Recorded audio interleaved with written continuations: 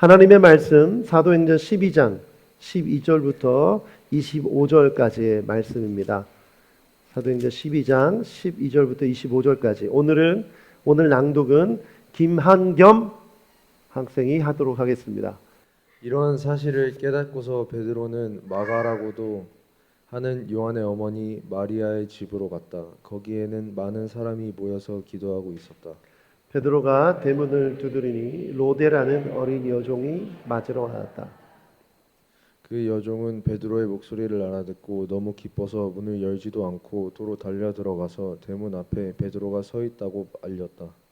사람들이 여종에게 내가 미쳤구나 하고 말하자 여종은 참말이라고 우겼다.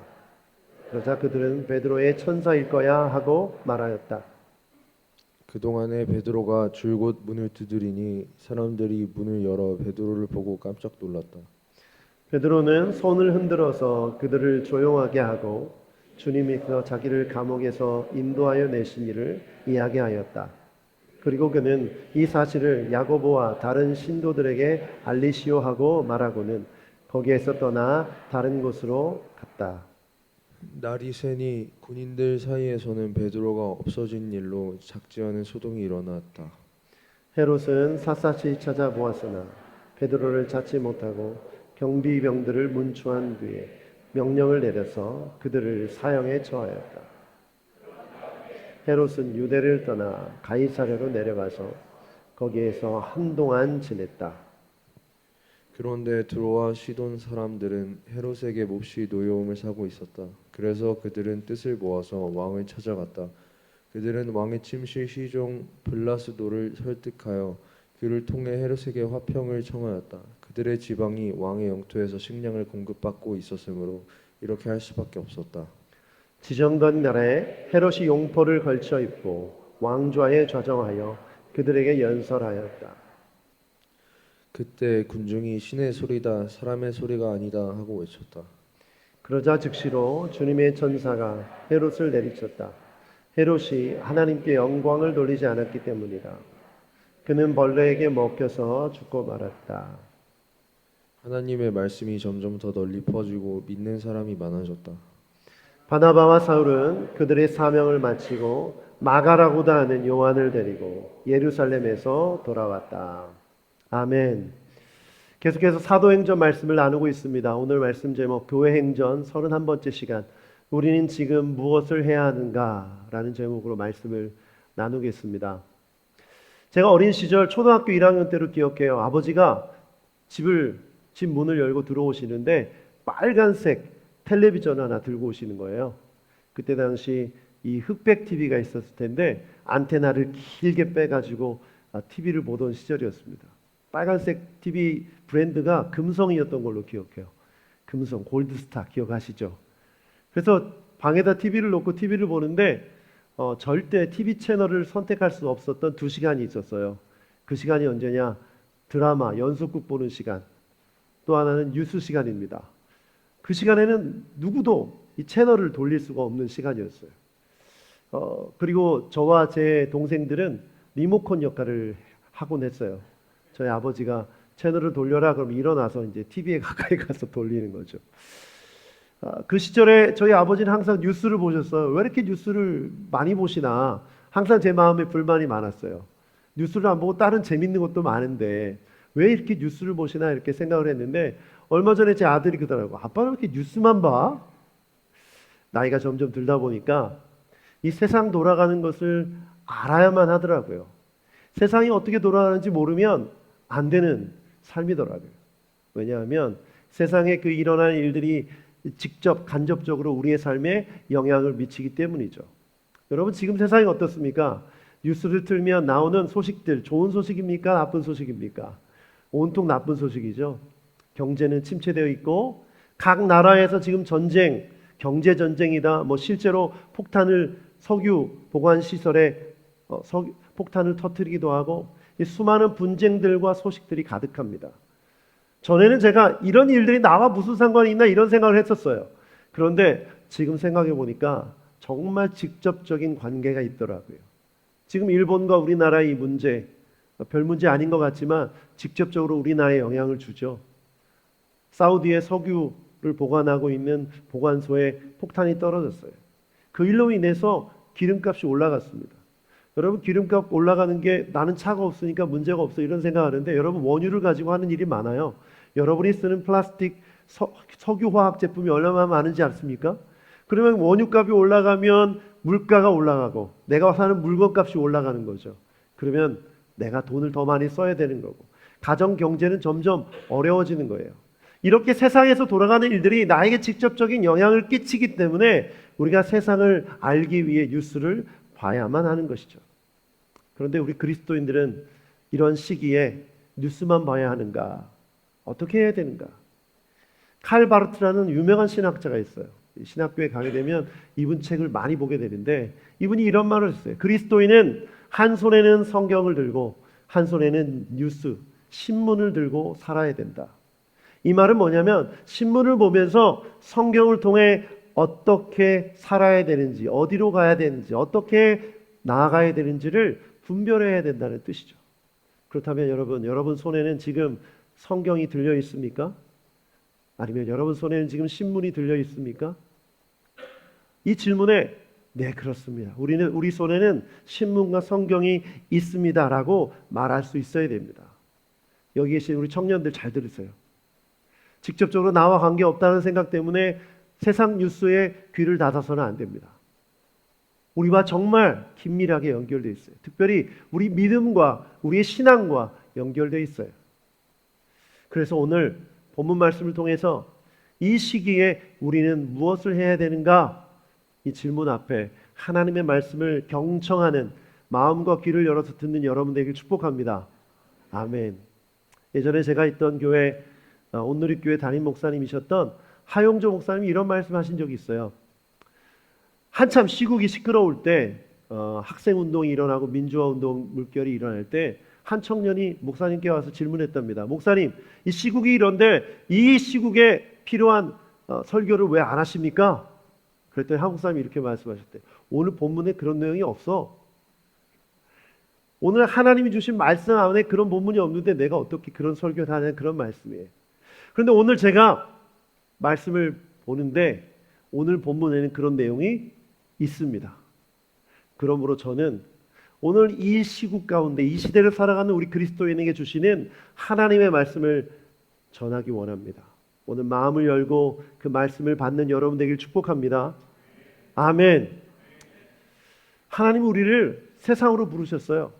세상 속에서 살도록. 그런데 이 세상을 모르면 절대 주의 뜻대로 살 수가 없습니다.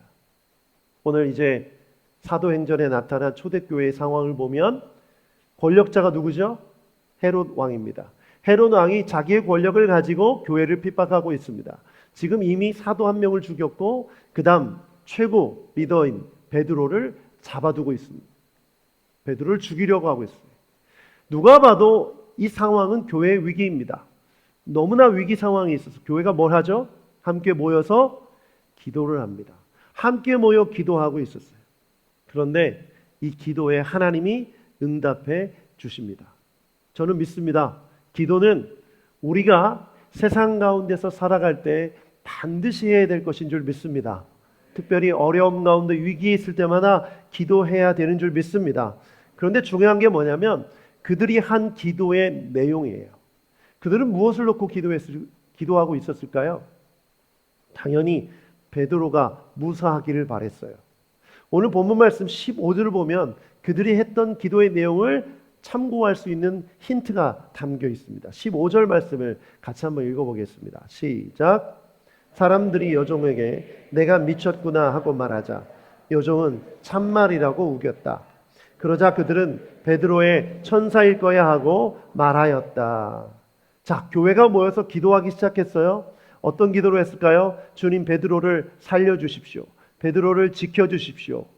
여기서 로데라는 여종이 베드로의 목소리를 듣고 달려와서 베드로가 왔다 이렇게 말했잖아요. 그런데 믿지 못했어요. 왜 믿지 못했을까요? 교회 공동체가 베드로를 지켜달라고 기도했지만 베드로가 이런 식으로 풀려날 것이라고는 생각하지 못했다는 거예요. 여러분, 우리가 기도할 때 하나님의 응답을 구하며 기도할 때 하나님의 역사하시는 방법까지도 기도합니다. 그렇죠? 우리 청년들 결혼을 놓고 기도하고 있습니까? 기도 안 하면 응답이 없습니다. 기도할 때 구체적으로 어떤 배우자를 만나게 해달라고 기도하고 있죠? 네, 주여. 어떻게 되겠지 이렇게 생각하면 안 됩니다. 우리 청년들. 자, 그러면 내가 원하고 바라는 어떤 이상형을 생각하면서 하나님의 응답에 구체적인 응답을 받기 위해서 기도하는데 정말 내가 바라고 원하는 대로 하나님이 응답하실까요? 우리가 하나님의 응답을 기대할 때 어떤 그 방법까지도 말하지만 하나님은 우리의 방법과 다르게 역사하신다는 거예요. 지금 예루살렘 교회는 뭘 위해 기도했습니까? 아마도 여기서 천사를 언급한 거 보니까 하나님 천사를 보내셔서 베드로를 지켜주십시오. 목숨만을 살려주십시오. 아마 이렇게 기도했을 거예요. 풀려나더라도 이전에 재판을 받고 풀려났듯이 이런 식으로 풀려나기를 기도했는지 몰라요. 그런데 오늘 보니까 천사를 보내줘서 지켜주신 것뿐만 아니라 아예 감옥에서 나올 수 있도록 해주셨어요. 이 말은 뭐냐? 초대 베드로 예루살렘 교회가 생각했던 그 생각 이상으로 하나님께서 응답하신 것입니다. 여러분, 우리가 기도할 때 기도 응답의 조건이 세 가지라고 제가 말씀드렸어요. 첫 번째 뭐죠? 믿음입니다. 믿음으로 구한 것에 하나님께서 응답하시는 줄 믿습니다. 두 번째는 하나님의 뜻이에요. 내가 아무리 믿음으로 구해도 하나님의 뜻이 아니면 응답되지 않습니다. 그렇죠? 세 번째, 하나님의 때입니다. 믿음으로 하나님의 뜻대로 구했지만 하나님의 때가 돼야 응답이 와요. 그런데 네 번째 중요한 게 뭐냐면 하나님의 응답은 내가 원하는 방식이 아니라 누가 원하는 방식으로? 하나님께서 원하시는 방식으로. 그러면 우리가 하나님의 주권을 인정하고 하나님 앞에 나아간다는 것은 하나님이 원하시는 방법으로 역사하시기를 바라봐야 되는 거예요. 그래서 이사야서 말씀에 보면 이런 말씀이 있어요. 55장 8절부터 9절까지의 말씀 읽어보겠습니다. 시작. 나의 생각은 너희의 생각과 다르며 너희의 길은 나의 길과 다르다. 주님께서 하신 말씀이다. 하늘이 땅보다 높듯이 나의 길은 너희의 길보다 높으며 나의 생각은 너희의 생각보다 높다. 아멘. 아멘. 하나님은 우리의 생각보다 더 큰 계획을 우리를 향해 갖고 계신 줄 믿습니다. 그러므로 우리가 받아야 될 첫 번째 메시지예요. 같이 자막을 보면서 읽어보죠. 시작. 우리의 생각을 뛰어넘어 역사하시는 분이십니다. 아멘. 아멘. 제가 교회 개척을 결심하고 순종하기로 결심하고 기도를 한 2년 정도 하나님 앞에 기도했던 것 같아요. 그때 교회를 놓고 기도할 때마다 여러 가지 생각들이 떠올랐어요. 교회를 개척하면 이렇게 해야지 저렇게 해야지 또 이런 사람이랑 했으면 좋겠다. 또 어디에 했으면 좋겠다. 이런 생각들을 많이 했습니다. 그런데 지금 생각해 보니까 제 생각대로 된 게 거의 없어요. 이렇게 되면 좋겠다라고 생각했던 그 생각들을 보다 지금 하나님께서 이루신 이 모습이 더 놀랍고 탁월하고 뛰어납니다. 여러분 느끼세요? 물론 제가 전 생각이 뭐였는지 모르시니까 못 느끼시겠죠. 저는 확실히 말할 수 있어요. 하나님은 제가 기도했던 것 그 이상으로 놀랍게 역사하셨습니다. 그 증거가 여러분이에요. 어떻게 우리가 이렇게 만날 수 있었을까? 정말 신기할 따름입니다. 저는 도저히 생각해낼 수 없는 방법이었어요. 여러분 한 사람 한 사람이.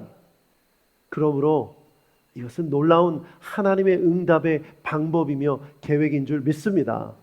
그러므로 우리가 무언가를 놓고 기도할 때마다 뛰어나신 하나님의 경륜, 뛰어나신 하나님의 생각을 신뢰해야 돼요. 내가 바라는 것이 당장 이루어지지 않을지라도 더 큰 하나님의 계획이 있음을 믿으시길 축복합니다. 그 예가 이것이에요. 여러분 초대교회가 박해가 끊어지기를, 박해가 끝나기를 기도했을까요? 안 했을까요? 기도했죠. 너무나 괴로워요. 이 박해가 끝났으면 좋겠다 간절히 기도했을 거예요. 그런데 여러분 박해가 끝났습니까? 오히려 더 심했죠. 그들이 원했던 그 기도의 방법대로 이루어지지 않았어요. 오히려 더 심해졌어요. 그런데 결과가 어땠습니까? 오늘 24절을 한번 읽어보죠. 사도행전 12장 24절을 보면 그 결과가 이래요. 같이 한번 읽어보겠습니다. 시작. 믿는 사람이 많아졌다. 정반대의 결과예요. 그들은 이 고통이 끝나게 해달라고 기도했는데 더 심한 고통이 찾아왔고, 그런데 궁극적으로 이 심한 고통을 통해 어떻게 됐습니까? 말씀이 더 널리 퍼졌어요. 믿는 사람이 더해졌어요. 저는 이것이 오늘 우리가 붙들어야 될 하나님의 메시지인 줄 믿습니다. 여러분, 지금 문제를 놓고 기도하고 있는 분들 계시죠? 경제적인 부분, 진로의 부분, 자녀 부분, 관계의 부분, 여러분이 바라는 그 어떤 방법이 있을 거예요. 그런데 여러분, 꼭 그것이 이루어져야만 하나님의 뜻입니까? 그렇지 않아요. 그걸 내려놓을 수 있어야 돼요. 하나님은 더 크고 놀라운 계획을 갖고 계신 줄 믿습니다. 제가 나이를, 여기 저보다 연배가 있으신 분들 계시지만 나이가 들다 보니까 경험이 쌓여요. 경험이 쌓이다 보니까 예측이 가능해요. 우리 청년들 보고 우리 자녀들 보고 사람들 볼 때 자꾸 사람을 보면서 예측하게 되는 거예요. 근데 여러분, 이게 하나님 앞에서 버려야 될 교만이더라고요. 여러분, 하나님이 역사하시면 우리의 경험을 뛰어넘는 줄 믿습니다. 우리 청년들 축복합니다. 솔직히 세상적인 기준으로 어디에 내세울 거 없어요. 그거 아멘하면 그건 아멘은 자유니까. 그런데 중요한 게 있어요. 하나님이 일하시면 세상의 모든 기준과 경험을 뛰어넘을 수 있는 줄 믿습니다. 우리가 그걸 제한하면 안 되는 거예요. 오늘 베드로가 이렇게 풀려나서 나타난 사건을 보고 기도의 아주 중요한 이 부분, 하나님은 우리의 생각과 우리의 방식을 뛰어넘는 분이시라는 것을 잊지 마시길 축복합니다. 한번 우리나라 대한민국을 한번 보세요. 우리 믿음의 선배들이 기도했을 거예요. 하나님, 이 나라 민족에게 통일을 주시옵소서. 기도했을까요? 안 했을까요? 기도했습니다. 그런데 하나님이 통일 주시지 않았어요. 그런데 이 나라 민족이 지금 하나님 앞에서 어떻게 쓰임받고 있는지 아시죠? 전 세계에 우리 한국인 선교사님들이 얼마나 많이 나가 계시는지 아시죠? 한국교회에 얼마나 은혜와 부흥을 주셨습니까? 여러분, 이 모든 것은 주님의 계획이며 주님의 경륜이며 주님의 뜻인 줄 믿습니다. 우리가 생각하는 것은 여기까지지만 그 넘어서 하나님께서 역사하고 계신 것이죠. 지금 우리 세상 가운데, 우리 나라 가운데 일어난 일도 마찬가지입니다. 우리가 볼 때 이런 것은 그만 있었으면 좋겠는데 다 여러 가지 생각이 들지만 저는 하나님의 경륜 가운데, 하나님의 경영 가운데 있다고 믿습니다. 그러면 그걸 바라보는 게 우리의 기도여야 되죠. 그렇다고 해서 구체적으로 기도하지 말라는 얘기가 아니에요. 괜찮습니다. 구체적으로 말해도 돼요. 그러나 내가 말한 이 말 속에, 내 생각 속에 갇히면 안 되는 것이죠. 물에 빠진 사람이 하나님께 간절히 구해달라고 기도했어요. 지나가던 배가 내가 살려줄 테니 올라와라고 얘기합니다. 그런데 자기가 원하는 방법이 아니라서 못 가겠다는 거예요. 물에 빠져 죽는 사람이. 여러분, 이런 얘기 들어보셨죠? 헬리콥터가 와서 구명조끼를 내려줬는데 거부하는 거예요. 하나님이 나를 살려주실 것이다. 지금 하나님이 보내주신 건데 자기가 원하는 방식에 갇혀서 하나님의 역사하심을 보지 못하면 얼마나 어리석은 것입니까? 지금 여종이, 로데라는 여종이 베드로가 왔다고 말했는데 무슨 그런 말을 해, 거짓말 하지 마. 믿지 않았던 그 성도들의 모습과 같을 수 있다는 거예요. 그러므로 여러분, 여러분의 생각 속에, 경험 속에 갇히지 않길 바랍니다.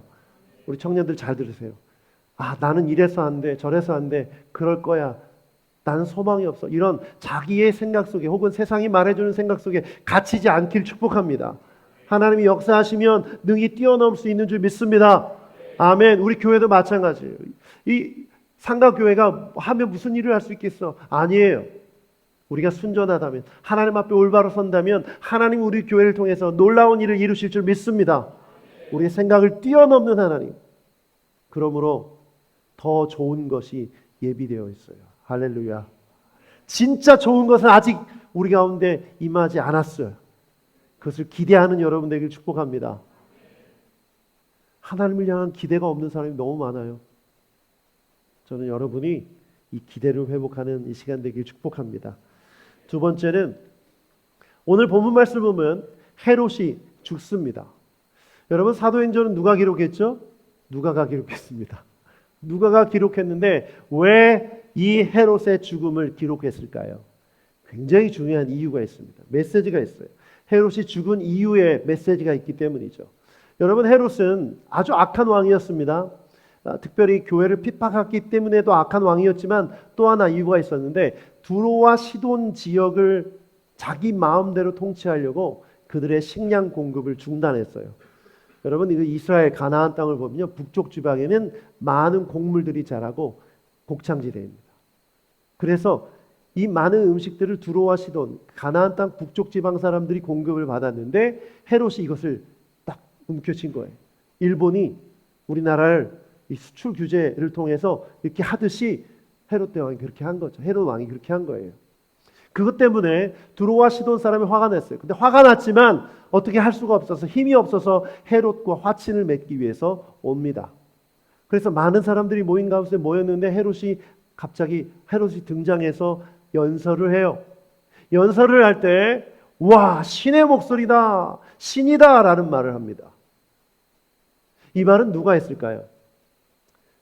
유대인들은 일단 하지 않았을 거예요. 왜냐하면 유대인들은 유의신 사상이 있기 때문에 사람이나 어떤 것을 향해서 신이라고 말하는 것을 절대 금지했기 때문에 유대인들은 말하지 않았을 거예요. 그러면 누가 말했을까요? 이 두로와 시돈 사람이 했을 가능성이 높죠. 왜? 지금 헤롯을 기분 좋게 해서 지금 다시 식량을 받아야 되니까. 그리고 그 당시 이 헬라 철학과 헬라 문화의 영향을 받은 사람은요, 사람이든지 뭐든지 신격화하는 일이 아주 익숙합니다. 오늘 제가 막 설교를 너무 잘했어요. 그러면 이렇게 하는 거예요. 와, 신이다. 아주 이게 일상적이었어요. 그래서 로마 황제도 어떻게 합니까? 신격화하는 거예요. 신으로 추앙하는 거예요. 이런 일을 두로와 시돈 사람이 하려고 했던 거예요. 그런데 이 상황 속에서 헤롯이 어떻게 합니까? 자신을 신격화하는 목소리를 듣고 아무 말도 하지 않아요. 그때 하나님의 천사가 헤롯을 치셔서 죽게 합니다. 죽은 이유를 본문 말씀은 뭐라고 하고 있습니까? 죽은 이유, 그가 왜 죽었는지 오늘 하나님의 말씀 함께 읽어보겠습니다. 23절 같이 한번 읽어보겠습니다. 23절 시작.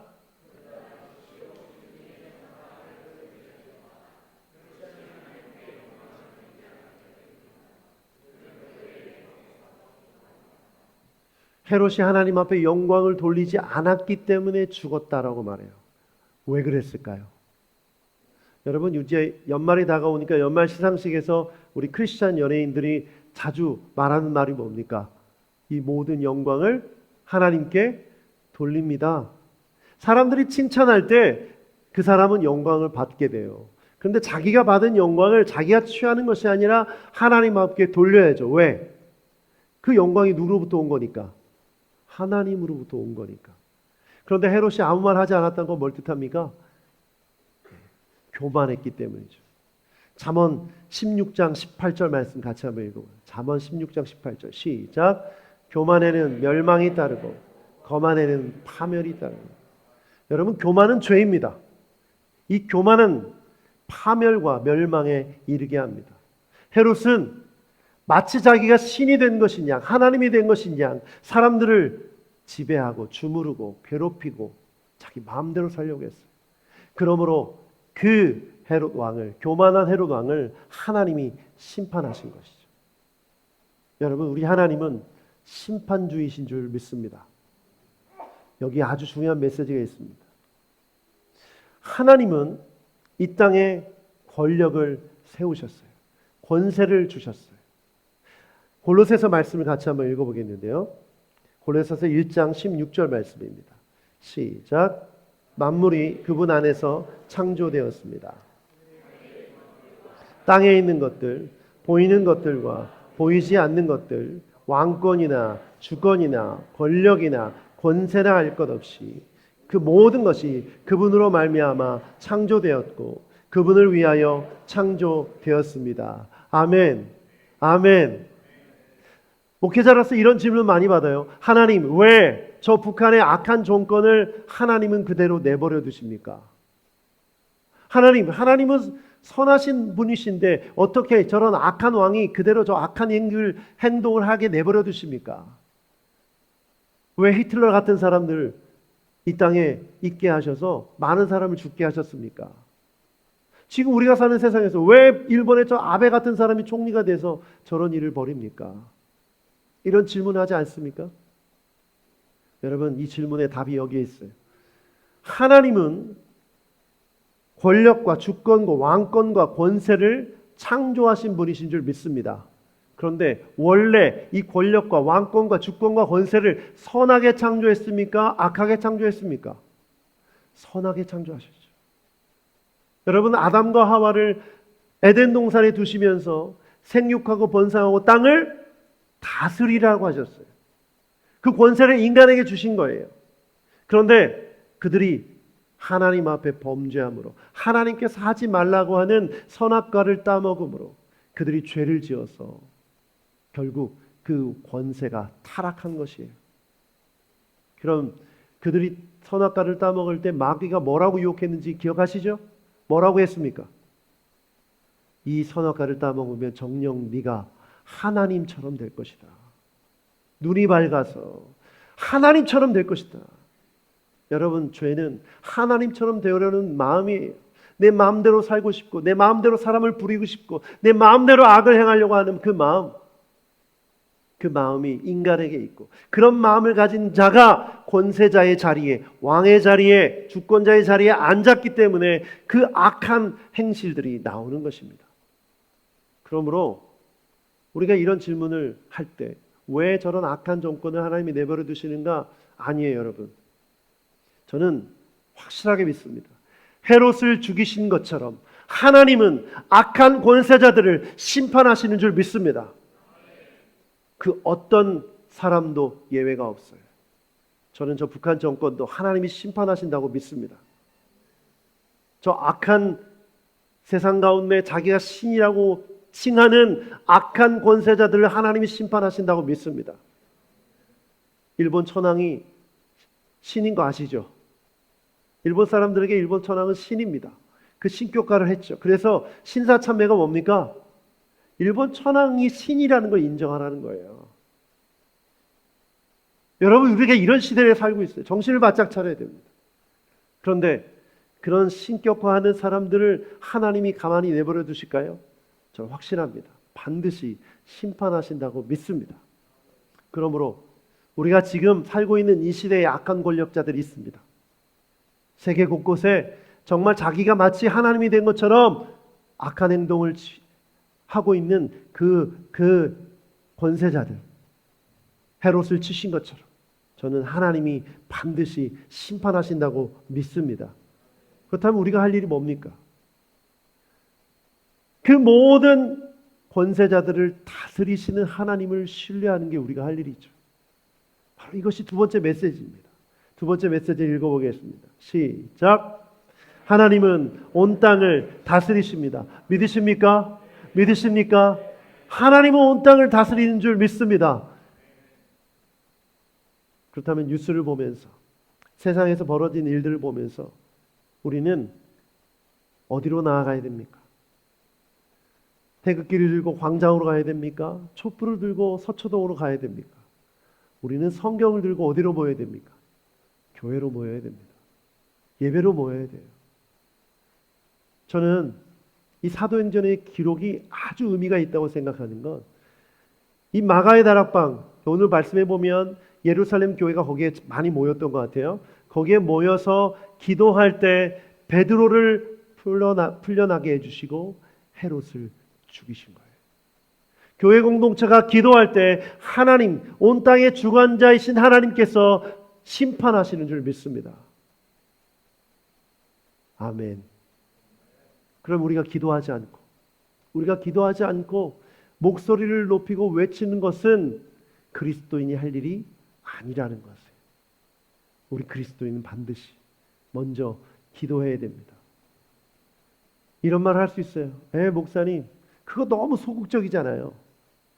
그런다고 해서 세상이 변합니까? 아니 좀 도를 들어야 되지 않겠습니까? 세상을 향해서 소리를 외쳐야 되지 않겠습니까? 물론 그럴 수 있어요. 그런데 여러분, 성경은 그렇게 하라고 하지 않습니다. 성경은 오히려 기도하라고 말합니다.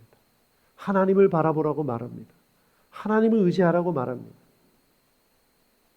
SNS 보면 많은 목사님들이 자기 의견을 막 얘기해요. 제가 목회자다 보니까 저의 친구들이나 팔로워들은 대부분 다 목회자들이에요. 그런데 이 교회도 양쪽으로 갈라져서 싸우고 있어요.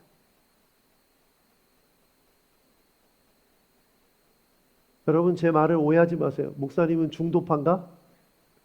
좌파도 아니고 우파도 아니고 중도인가? 여러분 지금 정치적인 성향을 얘기할 때가 아니에요.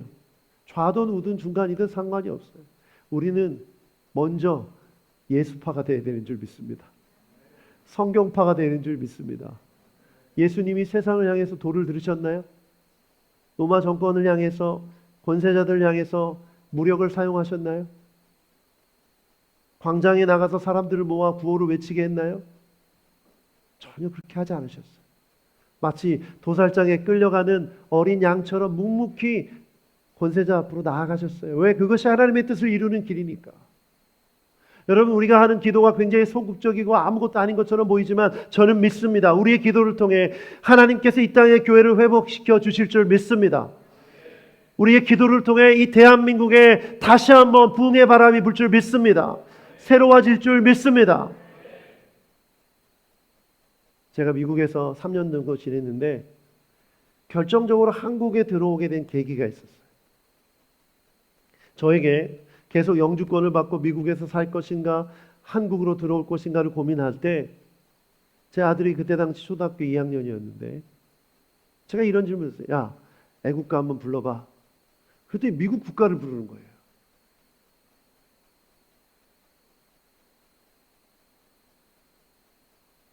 제가 그때 결심했어요. 한국으로 가야겠다. 조국으로 돌아가야겠다. 내 나라로 돌아가야겠다. 미국 대통령의 이름을 줄줄줄줄 외우는데 우리 대한민국 땅에 대해서 전혀 모르는 거예요. 물론 부모로서 제가 열심히 가르치면 배울 수 있겠지만 한계가 있겠더라고요. 제가 말씀을 준비하면서 그 생각이 나면서 한국으로 돌아오게 하신 이유가 있구나. 저는 이 나라를 생각하면 너무나 감사해요. 신앙의 자유가 있는 것도 감사하고 이렇게 복음을 듣고 제가 목회자가 된 것도 감사하고 이렇게 어딜 가나 십자가가 세워지고 교회가 있는 것도 감사하고 하나님의 말씀대로 살아가려고 하는 그리스도인이 있다는 것도 감사하고 너무나 감사해요. 그런데 여러분 이렇게 허락하신 주님의 놀라운 축복, 이 나라와 민족에 주신 축복 지켜야 되지 않겠습니까? 지켜야 되지 않겠습니까 여러분? 저는 여러분이 정신을 바짝 차리고 정치가들이 하는 말을 잘 들어보세요. 인권이니 자유니 얘기하면서 성경의 가치를 땅에 떨어뜨리는 일들 많이 합니다. 우리 그리스도인들이 그런 얘기를 들으면서 아무 생각 없이 동참하고 표를 찍어서는 안 돼요. 말씀이 기준이 돼야 되는 거죠. 그래서 우리 손에 성경이 들려 있어야 되는 거예요. 그래서 신문을 보면서 그들이 하는 말들을 비추어 봐야죠. 점검해 봐야 돼요. 그리고 기도해야 합니다. 그래야만 소망이 있어요. 우리 아이들 생각하면 가슴이 미어져요. 우리 아이들이 학교에서 받는 교육 아무 생각 없이 잘 교육시켜 주겠거니 여러분 그렇게 생각해서 안 됩니다. 반드시 신앙교육을 가정에서 해야 됩니다. 그렇지 않으면 우리 다음 세대에 영국 교회가 그랬듯이 유럽 교회가 그랬듯이 성경을 하나의 그냥 참고서 정도로 진리가 아닌 사람들이 지어낸 이야기 정도로 전락시킬 가능성이 높아요. 여러분 영국 기독교 교육 인구가 1%라고 합니다. 1%도 안 된다고 그래요. 왜 그런 줄 아세요? 하나님의 말씀을 놓았기 때문에 그래요. 우리도 마찬가지입니다. 정신을 바짝 차려야 됩니다. 그렇지 않으면 소망 없는 교회, 희망 없는 교회, 복음 없는 교회, 구원 없는 교회가 될 수 있어요. 오늘 이 메시지를 듣는 여러분, 그동안 자신의 정치 성향이 좌든지 우든지 상관없어요. 중간이든지 상관없어요. 이제 먼저 우리는 성경을 붙듭시다. 기도합시다. 그리고 하나님이 말씀하시는 말씀의 기준으로 좌로나 우로나 치우치지 맙시다. 이게 우리가 할 일입니다.